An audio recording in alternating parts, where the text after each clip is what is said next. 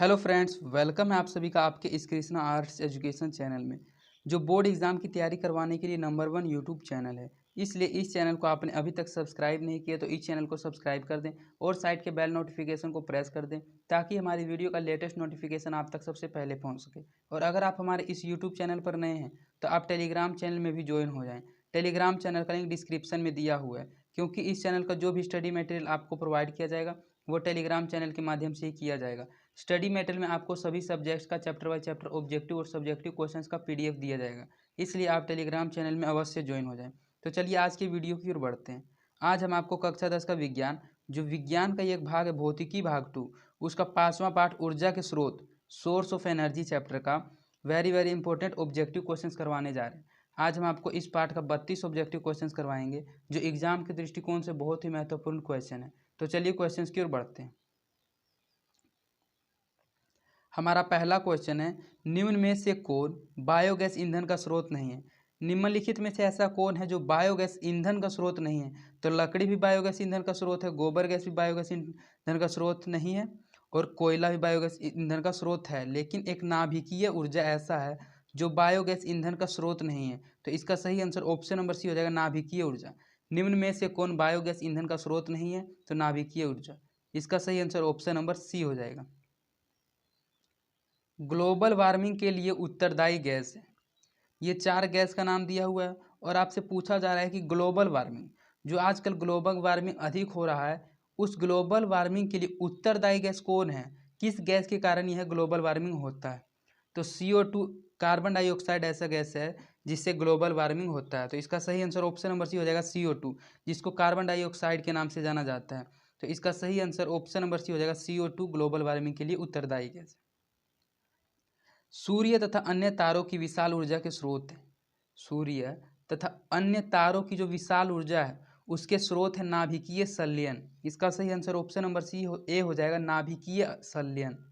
सूर्य तथा अन्य तारों की विशाल ऊर्जा के स्रोत नाभिकीय संलयन है। इसका सही आंसर ऑप्शन नंबर ए हो जाएगा।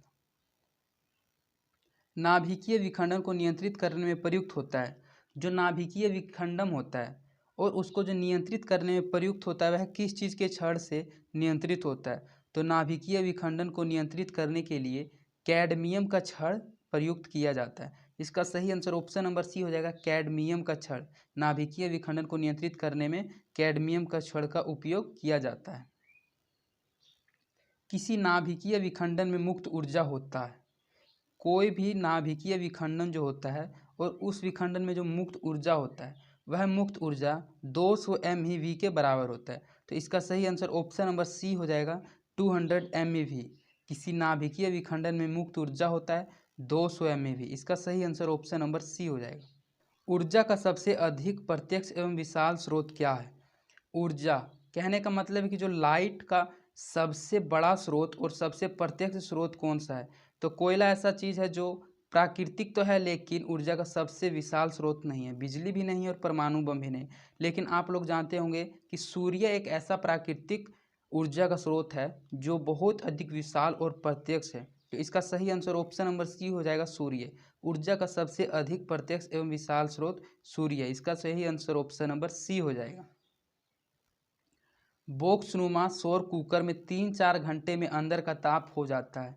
जो बॉक्सनुमा कुकर होता है, बॉक्सनुमा कुकर अर्थात ढक्कन लगा हुआ कुकर के अंदर 3-4 घंटे में अंदर का जो ताप हो जाता है वह 100 डिग्री सेल्सियस से 140 डिग्री सेल्सियस के बीच हो जाता है। इसका सही आंसर ऑप्शन नंबर बी हो जाएगा, 100 डिग्री सेल्सियस से 140 डिग्री सेल्सियस बॉक्सनुमा सौर कुकर में 3 से 4 घंटे के अंदर का ताप हो जाता है। पवनों का देश कहा जाता है। पवनों का देश, पवनों का देश से डेनमार्क नामक देश को कहा जाता है। इसका सही आंसर ऑप्शन नंबर सी हो जाएगा, डेनमार्क।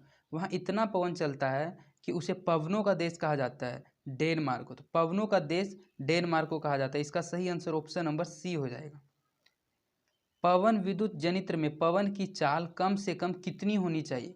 पवन विद्युत जनित्र में जो वाइंड मिल होता है जिससे विद्युत प्राप्त किया जाता है, तो उस पवन की चाल कम से कम कितनी होनी चाहिए। कम से कम उसकी चाल 15 किलोमीटर पर घंटा होना चाहिए। तो इसका सही आंसर ऑप्शन नंबर ए हो जाएगा, 15 किलोमीटर पर आवर।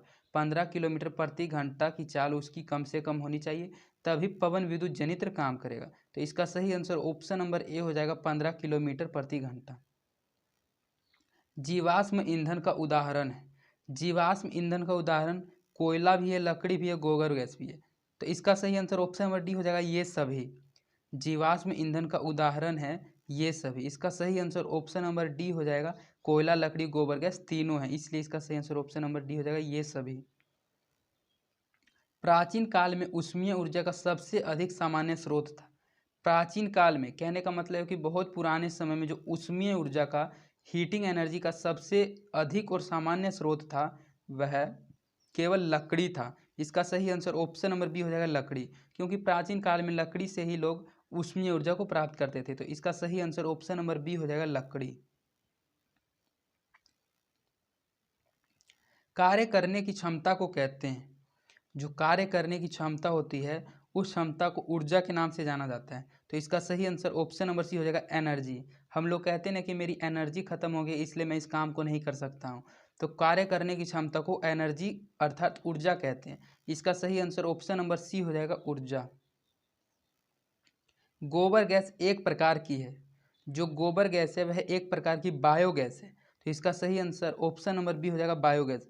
गोबर गैस एक प्रकार की बायोगैस है। इस क्वेश्चन के अनुसार इसका सही आंसर ऑप्शन नंबर बी हो जाएगा बायोगैस। नवीकरणीय ऊर्जा का स्रोत है। नवीकरणीय दो प्रकार का ऊर्जा होता है, एक नवीकरणीय और एक अनवीकरणीय।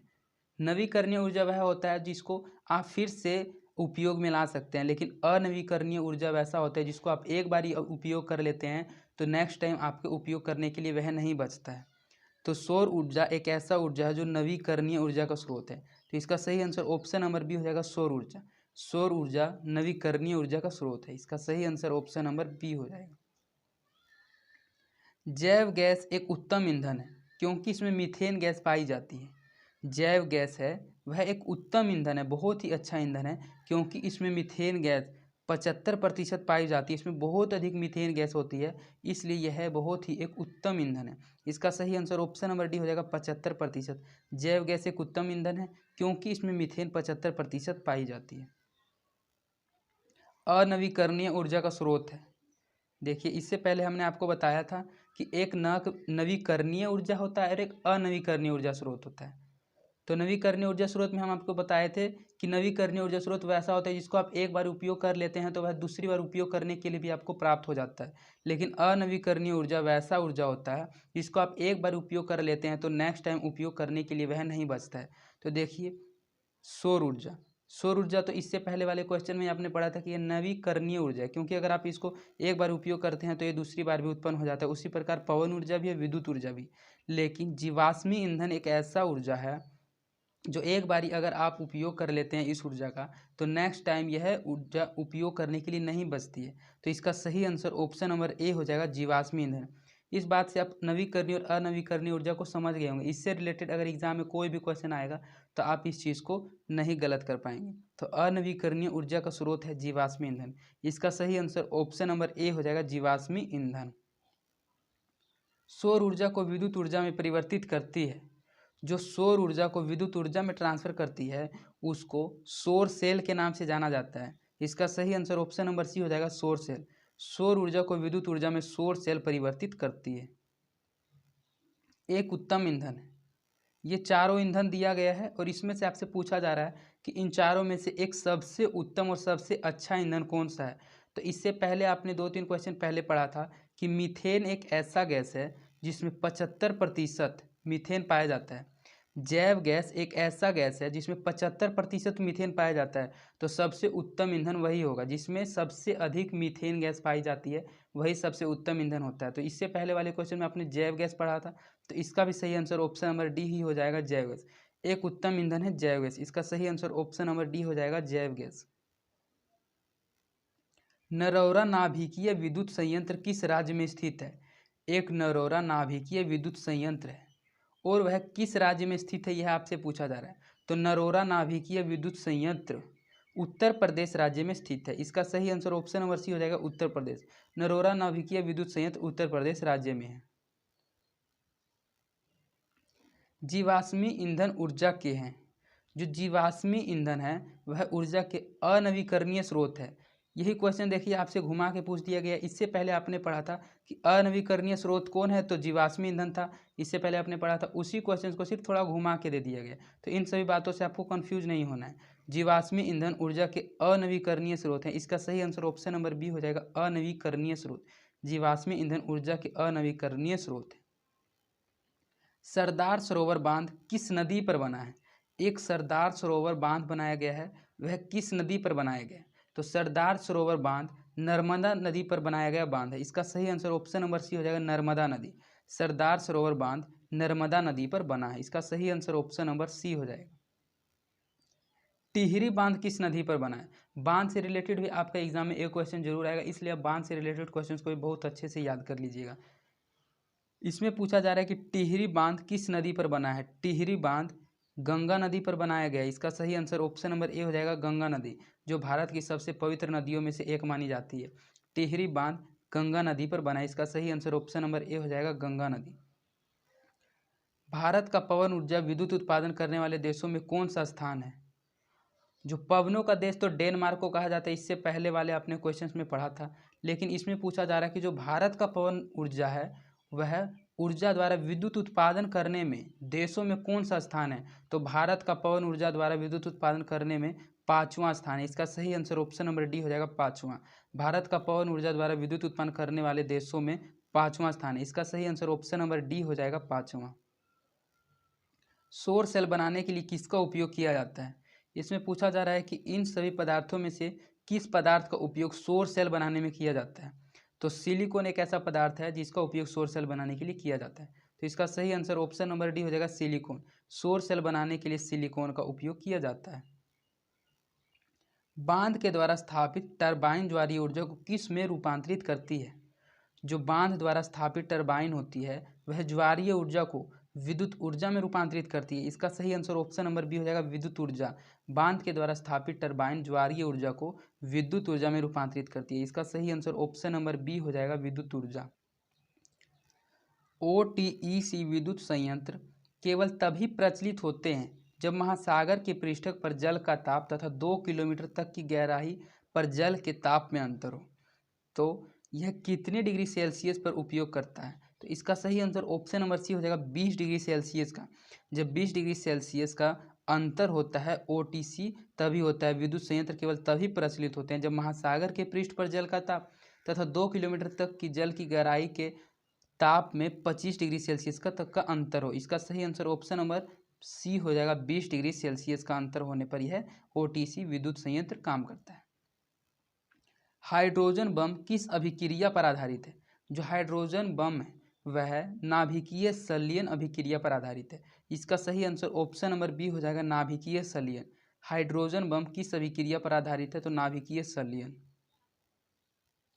तारापुर नाभिकीय विद्युत संयंत्र किस राज्य में स्थित है? इससे पहले भी आपका 1-2 विद्युत संयंत्र पूछा गया था, जो एक उत्तर प्रदेश में था, और इसमें आपसे पूछा जा रहा है कि तारापुर नाभिकीय विद्युत संयंत्र किस राज्य में है? तो तारापुर नाभिकीय विद्युत संयंत्र मुंबई में है, जिसको महाराष्ट्र के नाम से भी जाना जाता है। तो इसका सही आंसर ऑप्शन नंबर ए हो जाएगा, महाराष्ट्र।